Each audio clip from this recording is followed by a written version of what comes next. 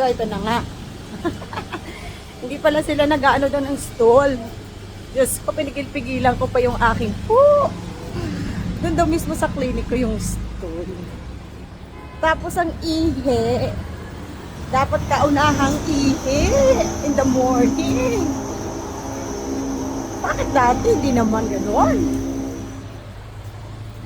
Ano ba yan?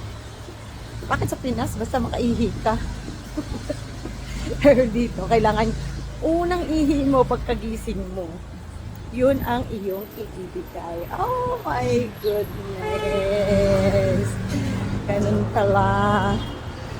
So, paano yan? Ang hirap pala ng mga ganon. Diyos ko, Lord! May pag ganon!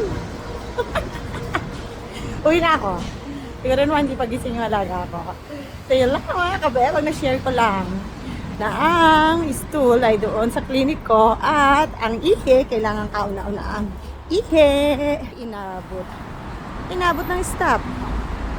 Pero kung hindi ito highway, sinipat ko na yan. So yun lang. Bye na.